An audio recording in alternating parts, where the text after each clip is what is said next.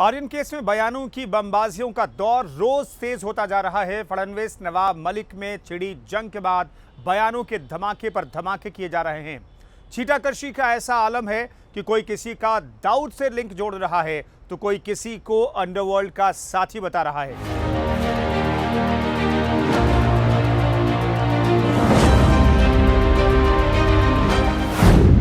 Drugs case में सियासी बमबाजियों का दौर।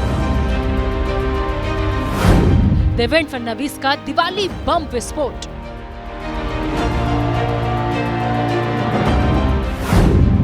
नवाब मलिक की हाइड्रोजन बम वाली चोट।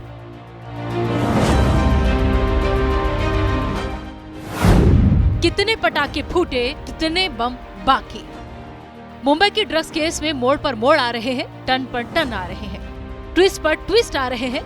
आर्यन की गिरफ्तारी के बाद जो मामला ड्रग्स केस का लग रहा था, बॉलीवुड में ड्रग्स के जंजाल का मालूम पड़ रहा था, लेकिन पहले फिरौती के आरोपों, फिर वानखेड़े पर गाज और अब नवाब मलिक और फडणवीस के बीच सीधी जंग में तब्दील हो चुका है।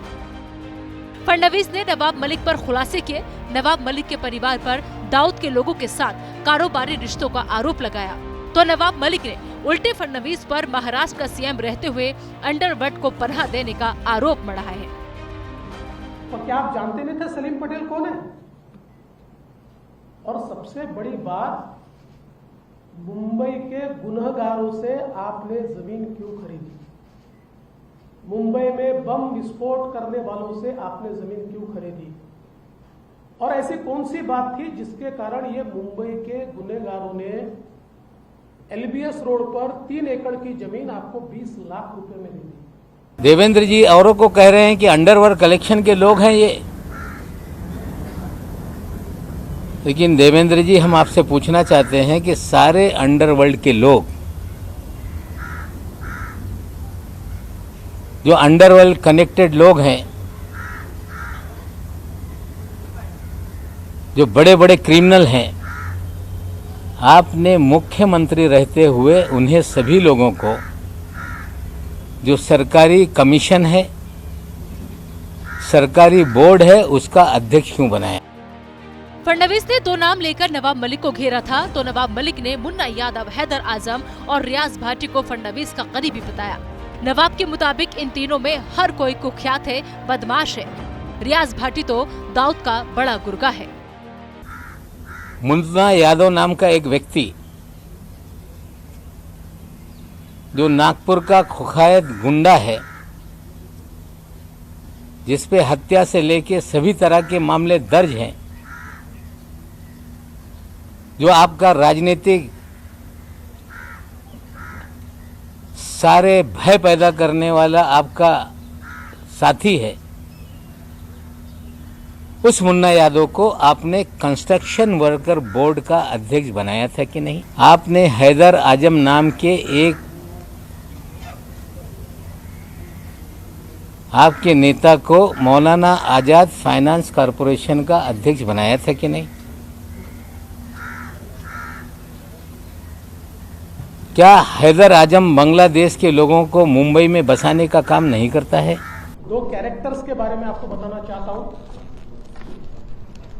उसमें से एक है सरदार शाह वली खान। सरदार शाह वली खान ये 1993 बॉम्ब ब्लास्ट के गुनहगार हैं। इनको लाइफ इंप्रिजनमेंट हुई है और अभी ये जेल में है। इनकी लाइफ इंप्रिजनमेंट सुप्रीम कोर्ट ने कायम की है। दूसरा कैरेक्टर है मोहम्मद सलीम इशाक पटेल उर्फ सलीम पटेल। ये जो सलीम पटेल है, आपको याद होगा कि स्वर्गीय आर पाटिल जी का एक समय वो कहीं किसी इफ्तार पार्टी में गए और उसके बाद आप लोगों ने न्यूज चलाई थी कि गुनहगार के साथ उनकी फोटो चली। आर पाटिल जी का उसमें कोई दोष नहीं था, लेकिन जिनके साथ या दाऊद के आदमी के साथ उनकी फोटो चली, वो दाऊद के आदमी के साथ चली हुई फोटो में जो दाऊद का आदमी बताया जाता है वो है ये सलीम पटेल। नवाब मलिक ने फडणवीस से सवाल किया कि रियाज भाटी उनके साथ डिनर टेबल पर नजर आता है। बीजेपी के हर प्रोग्राम में रियाज भाटी होता है, यहाँ तक कि फडणवीस की कृपा से वो प्रधानमंत्री के कार्यक्रम में पहुँच जाता है। हम आपसे पूछना चाहते हैं कि रियाज भाटी कौन है?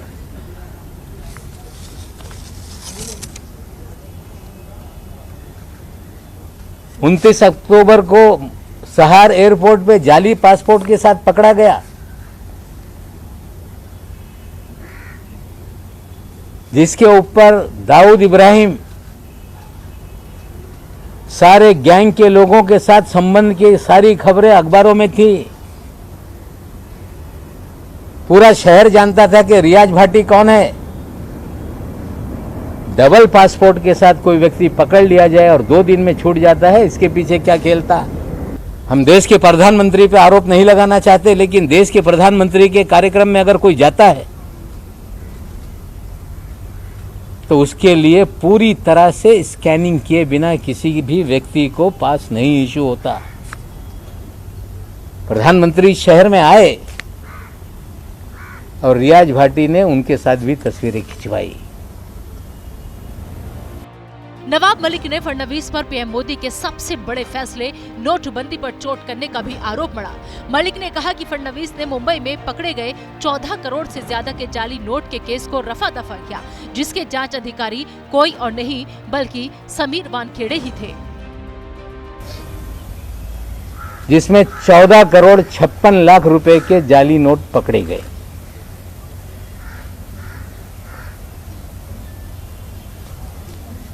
और उस मामले को रफा दफा करने के लिए देवेंद्र जी ने उसमें मदद करने का काम किया।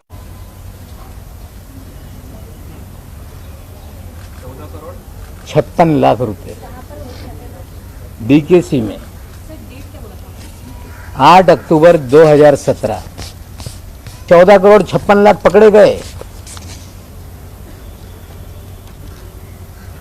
मुंबई में एक गिरफ्तारी हुई,